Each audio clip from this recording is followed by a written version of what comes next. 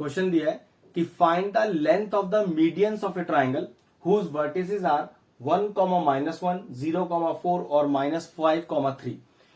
एक ट्राइंगल है जिसके तीनों के तीनों वर्टिसेस आपको गिवन है और उस ट्राइंगल में बनने वाले तीनों मीडियंस का आपको लेंथ निकालना है, डिस्टेंस निकालना है।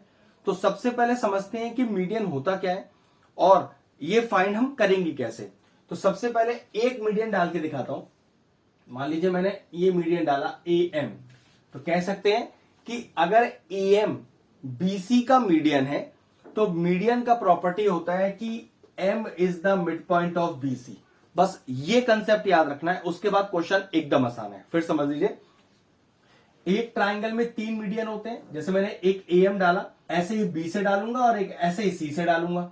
मैं आपको एक करके दिखा रहा हूं प्रॉपर। अगर A से मैंने BC पर एक मीडियन डाला है AM, तो आप कहोगे कैसे, देखो कि AM इज द मीडियन।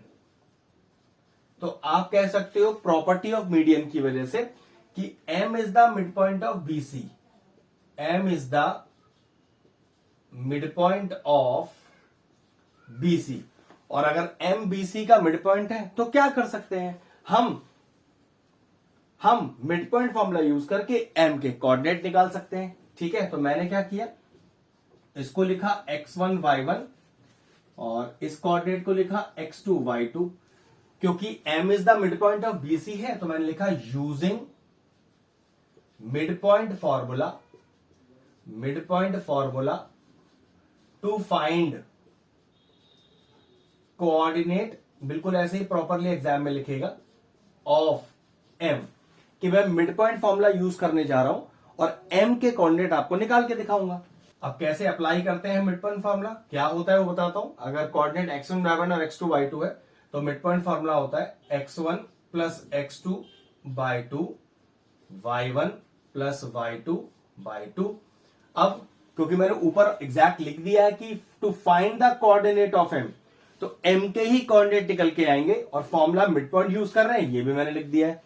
आपका सोल्यूशन बहुत ज्यादा डिस्क्रिप्टिव होना चाहिए कि टीचर को समझने में बिल्कुल भी दिक्कत ना हो। ठीक है, ध्यान रखिएगा। तो अब बस फॉर्मूला अप्लाई करना है।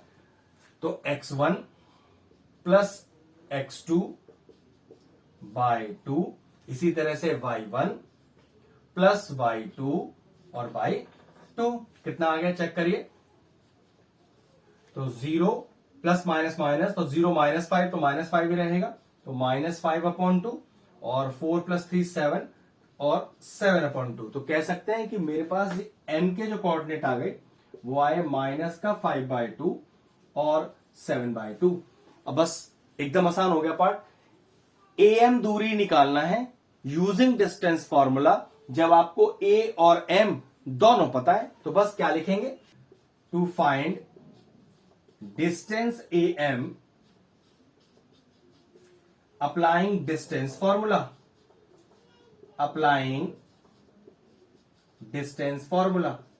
ध्यान रखिएगा इस बात का कि आप जो जो चीज लिख रहे हो डिस्क्रिप्टिव, वो टीचर को समझने में बहुत आसान हो जाएगा और फिर आपको मार्क्स फुल मिलने में कोई दिक्कत नहीं आएगा। ठीक है, तो बस ठीक है, आपने लिखा AM और √, अब यहां पर वही करें, इसको ले लें x1 y1 और इसको ले लें x2 y2। ठीक है, और यहां पर पहले फॉर्मूला ला लें डिस्टेंस फॉर्मूला का, यही होता है डिस्क्रिप्शन बढ़िया वाला। तो y2 माइनस y1 का whole square plus x2 minus x1 का होल स्क्वायर और अंडर के अंदर।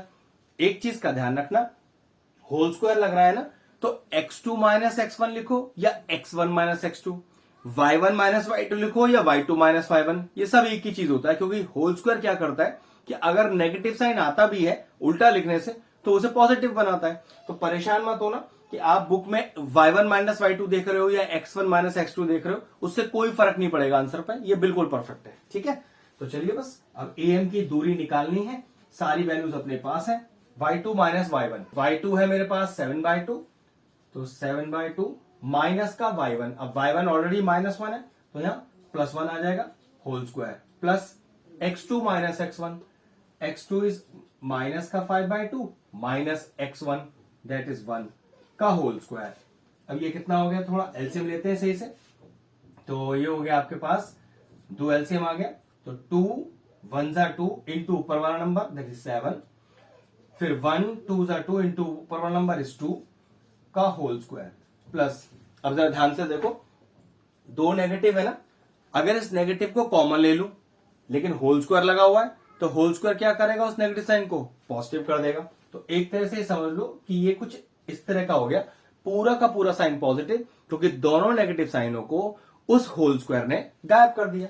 अब जैसे एलसीएम यहां लिया है, ऐसे एलसीएम यहां भी ले लो, 2 ही आएगा, तो 2 1 जा 2 इंटू ऊपर वाला नंबर तो 5 प्लस 1 2 जा 2, और इस 2 में न्यूमरेटर मल्टीप्लाई करेंगे जो कि 1 ही है, तो 2 ही रह जाएगा। अब इसको सॉल्व करते हैं, तो ये कितना आएगा, am is equal to under root of 7 plus 2 is 9, तो 9/2 का होल स्क्वायर